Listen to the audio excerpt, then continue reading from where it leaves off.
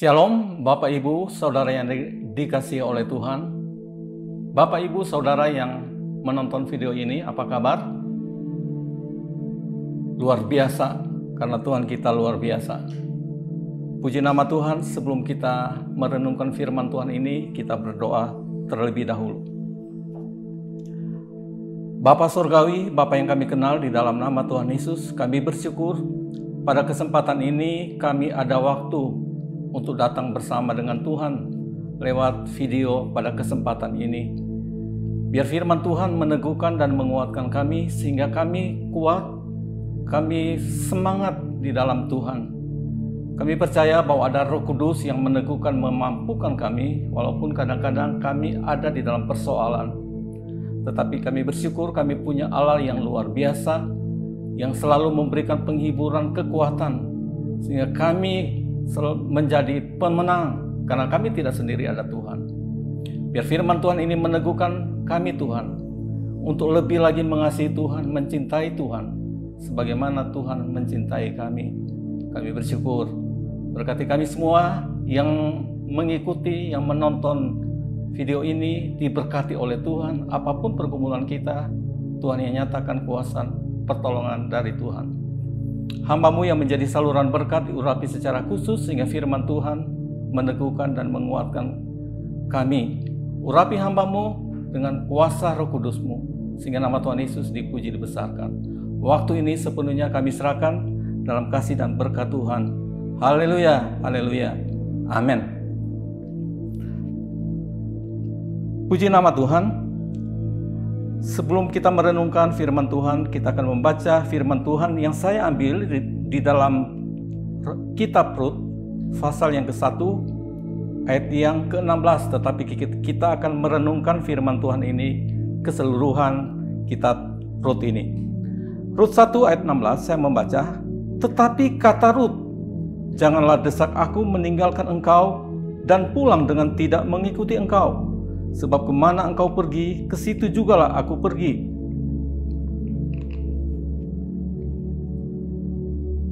Dan di mana engkau bermalam, di situ jugalah aku bermalam. Bangsamulah bangsaku, dan Allahmulah Allahku."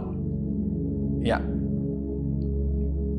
Pada kesempatan ini saya akan memberikan tema untuk renungan ini, yaitu cinta itu kesetiaan, dan kesetiaan itu cinta. Ya, luar biasa saudara, dengan keberadaan kita ada karena cinta, termasuk soal keselamatan.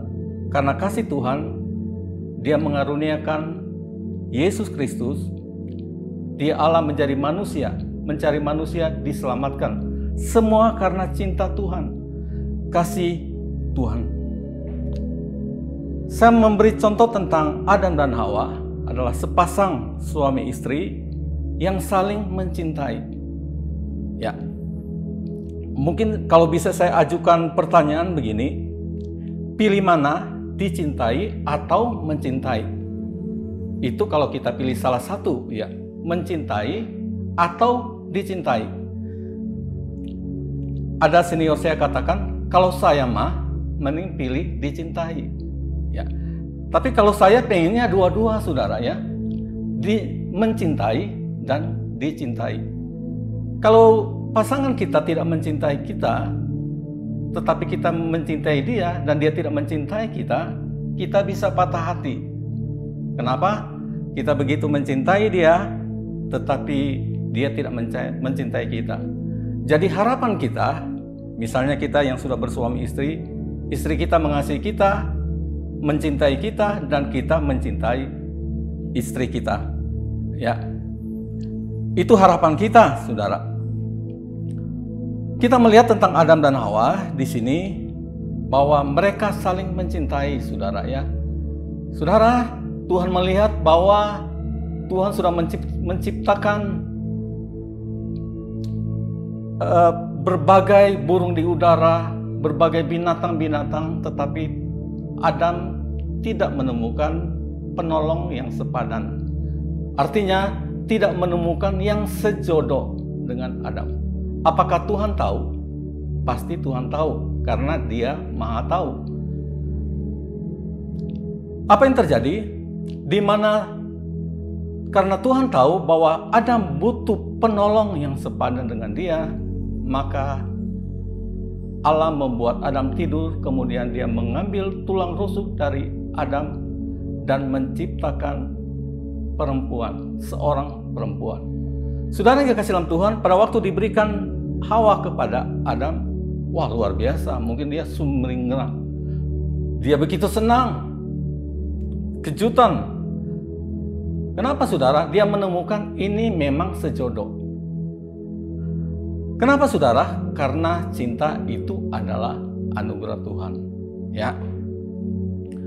Tetapi saudara yang dikasihi dalam Tuhan, dalam proses keberadaan hidup Adam dan Hawa, dan ternyata Hawa gagal. Ya, gagal dalam arti dia tergoda dengan iblis melalui seekor ular. Ada yang mengatakan kelemahan wanita adalah pendengaran. Makanya pada waktu dia mendengar bahwa setelah kamu memakan buah ini, kamu akan menjadi seperti Allah. Itu gombal. Ya. Kadang-kadang perempuan dikatakan, saya pernah membaca satu artikel mengatakan digombalin saja, dia tahu itu digombalin, tetapi oke, senang saudara, padahal dia tahu digombalin. Ya mungkin itu yang dipakai iblis melalui Hawa saudara. Jadi kalau ada istilah sekarang PHP saudara ya. Jadi memberi harapan yang palsu saudara. Dan Hawa tergoda. Kemudian dia membawa kepada Adam dan Adam memakannya. Mungkin ya. Demi cinta aku makan buah ini, walaupun Adam sudah tahu itu dilarang oleh Tuhan. Pada waktu mereka terbuka mata mereka ternyata sudah jatuh di dalam dosa. Akibatnya apa? Saling menuduh. Karena Hawa ini, maka aku memakan buah ini. Kemudian juga sebaliknya, karena ular ini, kata Hawa, aku ditipu oleh ular ini. Iblis yang menyerupai ular ini. Saudara yang dikasihi dalam Tuhan, singkat ceritanya, Allah masih membuat pakaian bagi mereka, yaitu dengan menyematkan kulit binatang. Artinya apa di sini? Artinya Tuhan masih mengasihi Adam dan Hawa ini, walaupun mereka sudah jatuh dalam dosa, kemudian diusir di Taman Eden. Akibat dosa saudara, yaitu mereka mengusahakan dengan berjerih lelah saudara. Upah dosa ialah maut. Kita melihat di sini saudara, kembali kepada Rut. Rut itu adalah orang yang luar biasa. Arti nama Rut yaitu belas kasih. Cocok dengan orangnya, punya belas kasihan. Satu kali saya melayani di lapas, ada seorang yang terlibat kasus narkoba dan berbagai kejahatan. Namanya cukup rohani saudara ya. Tetapi mereka terlibat dalam kasus kejahatan. Ada yang mengatakan, Pak saya malu Pak, nama saya kok keren begini, nama Alkitab ya. Tetapi kelakuan saya seperti ini. Saya katakan tidak ada kata terlambat untuk bertobat. Kalau Anda bertobat, Dia yang setia dan adil akan mengampuni Anda. Kita kembali melihat saudara, bahwa bukti dari cinta dari Rut ini luar biasa saudara. Akan keberadaan cinta dari Rut ini, dia katakan bahwa sampai di mana engkau pergi, aku pergi. Luar biasa saudara, bukti cinta dari Rut ini. Saya membaca dalam Rut 1 ayat 17. Di mana engkau mati, aku pun mati di sana, dan di sanalah aku dikuburkan. Beginilah kiranya Tuhan menghukum aku, bahkan lebih lagi daripada itu, jikalau sesuatu apapun memisahkan aku dari engkau selain daripada maut. Luar biasa saudara ya. Kita bersyukur punya Tuhan yang hidup, mengasihi kita, cinta kita sampai mati di atas kayu salib. Dalam 1 Yohanes 3 ayat 16 dikatakan, Dia menyerahkan nyawanya mati di kayu salib untuk menebus dosa kita saudara. Dalam Yohanes 3 ayat 16, karena begitu besar kasih Allah akan dunia ini, sehingga Dia mengaruniakan anaknya yang tunggal, supaya barang siapa yang percaya kepadanya tidak binasa, melainkan beroleh hidup yang kekal. Luar biasa saudara, cintanya kepada manusia. Dia meninggalkan segala kemuliaannya. Dia menjadi sama seperti manusia. Kenapa, saudara? Karena dia begitu manusia. Artinya dia yang mencari kita. Ya, inisiatifnya untuk mencari, karena kita dikasih Tuhan, kita ciptaannya. Makanya saya sampaikan di awal tadi bahwa dia menyematkan perlindungan lewat kulit binatang untuk menutupi telanjang mereka, saudara. Itu kasih, saudara. Saudara yang dikasih dalam Tuhan, karena kasihnya dia mati di atas kayu salib. Luar biasa. Kembali kepada bukti cinta dari Rut ini, dia cinta kepada mertuanya, yaitu Naomi. Dia mengikuti Naomi. Naomi bukan orang kaya, saudara.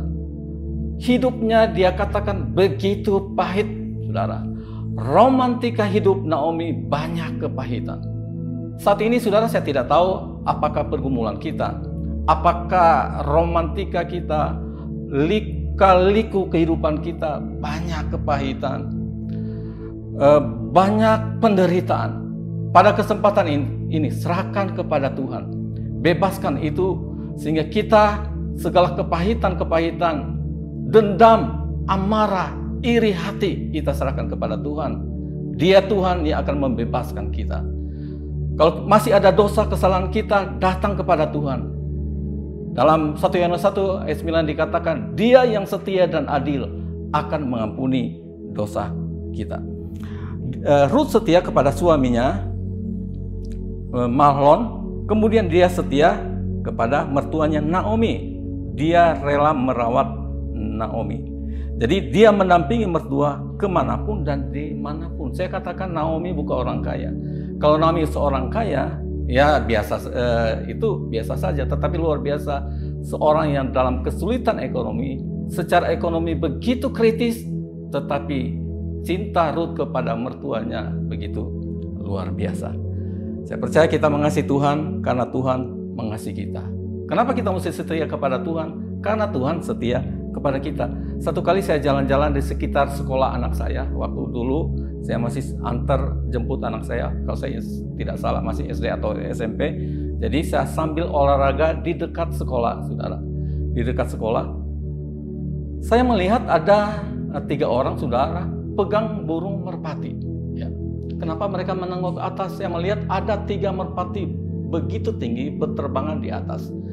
Dan saya berhenti, saudara, saya lihat. Saudara, lama-kelamaan 3 merpati itu mendekat kepada 3 orang yang pegang burung merpati, saudara. Mendekat. Kemudian yang ketiga itu masing-masing hinggap di pasangan dia. Saya senyum, saudara. Merpati itu tidak salah pilih. Dia tahu mana pasangannya. Yang satu pasangan yang satu. Yang di tengah pasangannya yang di tengah. Yang di sebelahnya itu pasangan, ada pasangannya, saudara ya. Burung itu, merpati itu begitu setia. Jadi dia tidak ambil pasangan temannya. Dia tidak ambil pasangan temannya. Karena dia tahu mana pasangannya. Tetapi kadang-kadang kalau manusia mungkin, wah ini yang lebih hebat, ini lebih cantik, aku pilih ini aja. Mungkin manusia seperti itu. Tetapi merpati ini begitu setia, saudara. Makanya merpati identik dengan ketulusan. Jadi kenapa kita harus setia? Karena Tuhan Yesus sudah setia. Lagu mengatakan Tuhan Yesus setia, Dia sahabat kita. Dalam segala susahku selalu menghiburku, dan seterusnya, saudara ya. Kemudian yang berikut, saudara, Rut ini peduli dengan orang yang dicintainya. Dia sangat peduli dengan orang yang dicintainya. Saya baca di dalam Rut pasal yang kedua, ayat yang ke-2 sampai 3. Maka perempuan Moab itu berkata kepada Naomi, biarkanlah aku pergi ke ladang, memungut bulir-bulir jelai di belakang orang yang murah hati kepadaku. Dan sahut Naomi kepadanya, pergilah anakku.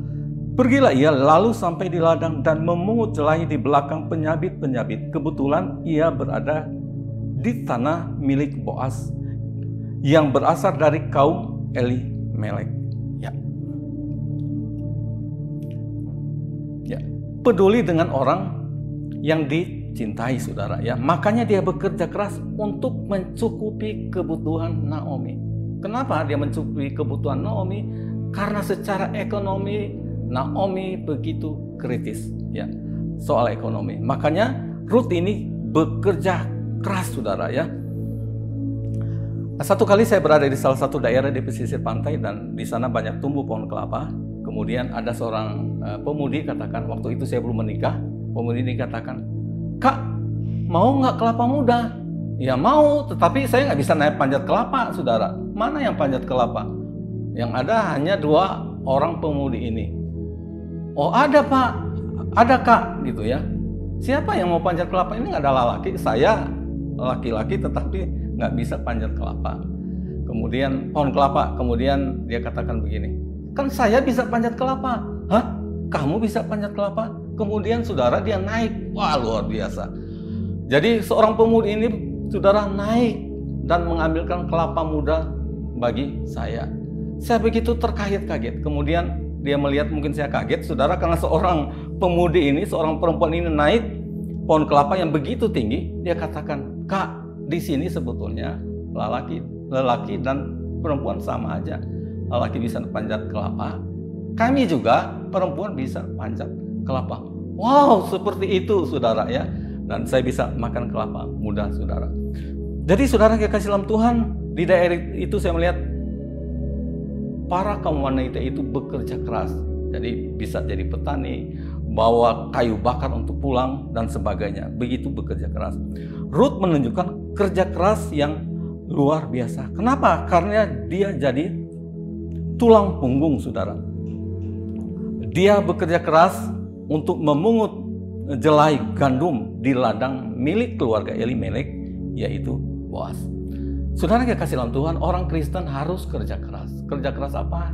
Kerja keras kita dalam bekerja memenuhi kebutuhan. Kerja keras kita dalam memberitakan Injil, saudara. Ingat, iblis adalah pekerja keras, saudara ya. Jadi ada yang mengatakan salah satu yang kita perlu tiru dari iblis yaitu pekerja keras. Tapi ini tanda kutip, jangan kita tiru, saudara. Artinya di sini, saudara, dia bekerja siang dan malam untuk membawa orang untuk ikut dengan dia. Kemana? Ke neraka, saudara ya. Ya, jangan mau, saudara. Tetapi dia bekerja keras untuk membawa setiap orang untuk mengikuti dia. Kita jangan mau. Kita bersyukur, saudara, keadilan Tuhan bagi orang yang percaya kepada Tuhan ada surga, saudara. Sehingga kita mau melayani dan bekerja bagi Tuhan. Jadi yang kita pikul adalah salib, yaitu lambang bahwa dosa kita sudah diampuni, saudara, lewat salib Kristus. Dengan darah Kristus tercurah di atas kayu salib, kita diampuni. Yang kedua kita pikul kuk, yaitu lambang dari kerja keras. Di daerah saya, di kampung saya, kalau kuk itu dipasang di seekor sapi atau 2 ekor sapi, saudara, biasa untuk bekerja. Biasanya kuk itu terbuat dari kayu, bukan dari besi. Jadi kayu ada kuk itu yang datar, ya. Kemudian ada yang melengkung. Kalau melengkung itu untuk 1 sapi, saudara. Kalau dipakaikan itu berarti sapi akan bekerja, saudara, membajak ladang, ya. Jadi berbicara tentang salib, bahwa kita harus pikul salib, saudara. Jadi ada penderitaan di sana, ada penderitaan. Dan berikut kita pikul lambang kerja keras bagi Tuhan. Saudara yang dikasih dalam Tuhan, saya percaya semuanya akan diberi kekuatan kemampuan sehingga kita bisa pikul salib, pikul kuk. Bukan kekuatan dan gagah kita, tetapi Tuhan yang memberi kekuatan bagi kita. Bapak, Ibu, Saudara yang dikasih Tuhan, yang menonton video ini, saudara, apakah Anda berbeban berat? Ya, letih lesu, tidak semangat, tidak mau ke gereja lagi, lebih baik asik aja nonton di rumah, saudara. Banyak YouTube yang bisa dinonton di rumah hari Minggu. Padahal gereja, khususnya gereja kita sudah dibuka. Sudah kurang tertarik, saudara, untuk mungkin beribadah, saudara. Tetapi pada kesempatan ini datang kepada Tuhan, datang untuk beribadah. Di mana ibadah itu adalah persekutuan yang banyak jadi satu. Kalau persekutuan itu saling meneguhkan, menguatkan, karena itu banyak, saudara ya. Dan persekutuan itu meneguhkan dan menguatkan kita, saudara. Bapak Ibu yang dikasih oleh Tuhan, kemudian kita akan melihat akibat kerja keras, akibat dedikasi, akibat komitmen dari Ruth ini ada imbalannya. Bapak Ibu Saudara yang dikasih oleh Tuhan, apa yang kita kerjakan bagi Tuhan, Tuhan hitung semua. Tuhan perhitungkan. Anak-anak muda di sini yang membuat studio ini, yang membuat acara ini, YouTube ini, apa yang dikerjakan pasti ada berkat yang dari Tuhan. Kalau manusia melupakan, tetapi Tuhan tidak pernah melupakan apa yang kita kerjakan. Makanya ada namanya mahkota, saudara. Jadi berbahagialah anak-anak muda sini dengan berbagai potensi yang Tuhan sediakan bagi anak muda di sini. Pengetahuan IT, saudara, sehingga mereka bisa bikin acara ini, semua Tuhan perhitungkan dan ada upah, saudara, ya, ada upah. Kita lihat di sini apa yang Ruth kerjakan tentang soal kerja keras, komitmen, setia kepada Naomi. Kita melihat berikut, saudara, ya. Coba kita buka dalam Rut 2 ayat 10. Rut 2 ayat 10. Ya. Ya. Ayat sampai 12. Rut 2 ayat 10 sampai 12. Lalu sujudlah Rut menyembah dengan mukanya sampai ke tanah dan berkata kepadanya, "Mengapakah aku mendapat belas kasihan daripadamu sehingga Tuhan memperhatikan aku padahal aku ini seorang asing?" Boas menjawab, "Telah dikabarkan orang kepadaku dengan lengkap segala sesuatu yang engkau lakukan kepada mertuamu sesudah suamimu mati, dan bagaimana engkau meninggalkan ibu bapamu dan tanah kelahiranmu serta pergi kepada suatu bangsa yang dahulu tidak engkau kenal." 12. Tuhan kiranya membalas perbuatanmu itu dan kepadamu kiranya dikaruniakan upahmu sepenuhnya oleh Tuhan Allah Israel yang di bawah sayapnya engkau datang dan berlindung. Ya. Jadi kita melihat sebab dan akibat. Ya, akibatnya apa? Yaitu dia mendapatkan cinta yang tulus dari Boas. Mungkin kalau cerita drama ini saya bisa kasih tema, ya. Saya bisa kasih tema begini. Cinta bertumbuh di musim panen. Ya, atau cinta bertumbuh di hari raya Pentakosta, saudara, ya, karena orang Israel mengadakan hari raya Pentakosta, artinya pengucapan syukur hasil panen gandum. Di kampung saya, saudara, ada namanya pengucapan syukur. Bapak Gembala selalu katakan, ini kita pengucapan syukur, bukan pesta pora. Ya, kalau kita pesta pora, kita bersenang-senang sekarang, tetapi berikutnya, berapa hari berikutnya kita pusing, sakit kepala, karena kita banyak hutang. Ya, ini pengucapan syukur. Jadi kita lihat orang Israel mengadakan hari raya Pentakosta, dan biasanya dalam hari raya Pentakosta kitab Rut ini penuh cinta dan ketulusan dibacakan, ya, dibacakan tentang kitab Rut ini karena luar biasa, saudara. Rut ini punya cinta dan kesetiaan yang luar biasa. Jadi benih cinta bertumbuh di musim panen. Boas begitu mencintai Rut, kenapa? Karena dia lihat kelakuannya luar biasa, begitu setia, begitu mencintai mertuanya, pekerja keras. Dan Boas mengambil Rut, saudara, untuk menjadi istrinya. Ya, ada namanya penebusan Boas, penebusan Boas, yaitu di mana di Israel namanya perkawinan Levirat, ya, perkawinan Levirat yaitu perkawinan saudara-saudara. Misalnya Rut itu tidak mempunyai keturunan, sedangkan suaminya Mahlon sudah meninggal, saudara. Kakaknya juga, saudara iparnya juga sudah meninggal. Mana itu penerus keturunan? Jadi nggak mungkin Naomi akan kata Naomi, nggak mungkin kamu akan menunggu kalau saya misalnya itu kalau mempunyai anak, masa akan menunggu begitu lama? Dan itu sesuatu yang tidak mungkin. Makanya Boas, saudara, keluarga Elimelek, keluarga jauh Elimelek bisa menjadi penebusan. Artinya penebusan itu mengambil Rut sebagai istrinya untuk memiliki ahli waris atau keturunan. Ya, ini namanya penebusan. Atau di dalam perjanjian lama, di dalam sekitar hakim-hakim ini berada bahwa perkawinan levirat itu biasa, saudara ya. Jadi perkawinan keluarga atau bukan keluarga, tetapi ipar, ya, saudara ipar, bukan keluarga, tetapi saudara ipar. Boas sebetulnya itu keluarga jauh, tetapi hal ini bisa, saudara ya, untuk namanya penebusan Boas, saudara, untuk mengambil Ruth menjadi istri untuk meneruskan keturunan keluarganya, saudara ya. Luar biasa, saudara. Jadi semuanya itu ada sebab dan akibat, sehingga sekarang Ruth mengalami hal yang luar biasa, saudara. Diambil Boas untuk menjadi istrinya, saudara. Jadi kita melihat bahwa Boas mengagumi kesetiaan dan dedikasi Ruth kepada saudaranya, yaitu Naomi, saudara. Dalam firman Tuhan ini, cerita akhirnya apa, saudara? Itu apa? Dalam penderitaan? Tidak, saudara ya. Naomi katakan, hidupku banyak kepahitan, tetapi cerita ini, firman Tuhan ini akhirnya happy ending, saudara ya. Dari akhir dari kisah Ruth itu hidup bahagia dengan Boas, pria kaya raya, membebaskan Ruth dan Naomi dari kehidupan kritis secara ekonomi. Jadi mereka sekarang diberkati, saudara ya. Kenapa? Karena Ruth melakukan apa yang benar di mata Tuhan, meninggalkan Moab, saudara, menjadi orang Israel, meninggalkannya ilah Moab ya.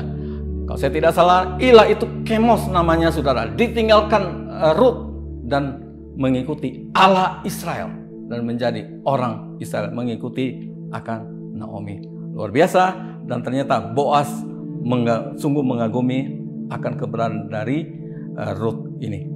Yang kalau tadi happy ending, saudara, yang luar biasa juga, saudara, saya baca di dalam Rut 4 ayatnya yang ke-22. Ini luar biasa sekali, saudara ya. Kalau tadi kan happy ending, tetapi ini luar biasa. Nanti kita baca ya. Cari dulu Rut 4 ayat 22. Nah, oke, ya. Nah, 21 dulu ya. Ayat 21 sampai 22. Salmon memperanakan Boas. Siapa Boas? Yaitu suami dari Ruth. Boas memperanakan Obed. Obed siapa? Anak dari Boas dan Ruth. Ya. Kemudian Obed memperanakan Isai dan Isai memperanakan Daud. Daud siapa? Raja besar.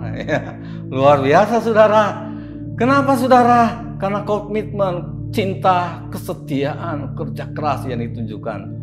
Selain happy ending, luar biasa, saudara. Ternyata Obed itu adalah apanya Daud? Kakeknya Daud, saudara. Dan Daud adalah cucunya Obed. Ya. Kemudian Daud adalah leluhur siapa? Daud leluhur Tuhan Yesus, saudara ya. Kalau kita lihat di silsilah itu, Obed itu leluhur dari Yesus Kristus. Saudara kekasih dalam Tuhan. Jadi saudara, Tuhan mempunyai rencana yang indah bagi kita. Cuma kadang-kadang kita kebanyakan protes, saudara. Ruth menunjukkan di sini, saudara, rencana Tuhan. Masa lalunya penuh dengan kepahitan, tetapi Tuhan merancangkan sesuatu yang baik. Pada kesempatan ini, saya percaya Tuhan merancangkan sesuatu yang baik kepada kita. Makanya tetap setia, kerjakan apa yang kita kerjakan bagi Tuhan, saudara. Kita tidak sendiri, ada Roh Kudus yang selalu meneguhkan dan memampukan kita, sehingga kita mampu melakukan, melayani Tuhan, karena Roh Kudus yang memberi kekuatan kepada kita. Ingat lagi, Tuhan punya rancangan, bukan rancangan keselamatan. Dalam Yeremia dikatakan bukan rancangan kecelakaan, tetapi rancangan yang membawa damai sejahtera, ya, masa depan yang penuh harapan. Saudara yang kekasih Tuhan, Tuhan merancangkan sesuatu kepada kita, rumah tangga kita, anak-anak kita. Tetap berdoa untuk keluarga anak-anak kita, karena kita percaya bahwa Tuhan merancangkan sesuatu yang baik, saudara. Kalau ada proses yang dari Tuhan, jangan mudah menyerah, saudara ya. Tetapi tetap percaya bahwa Tuhan punya rencana yang indah dan luar biasa bagi kita. Saya percaya lewat renungan ini meneguhkan, menguatkan kita sebagaimana Tuhan merancangkan sesuatu yang baik kepada Ruth dan Naomi. Tuhan juga merencanakan sesuatu yang baik bagi kita. Tetap semangat, tetap melayani Tuhan. Jangan patah semangat, tetapi tetap memuliakan nama Tuhan. Amin. Firman Tuhan. Puji nama Tuhan. Kita akan berdoa. Bapa Surgawi, kami bersyukur untuk kesempatan ini, firman Tuhan. Lewat renungan ini meneguhkan, menguatkan kami. Karena cinta Tuhan, kami diselamatkan. Itu anugerah yang terindah. Terima kasih. Anugerah itu tidak kami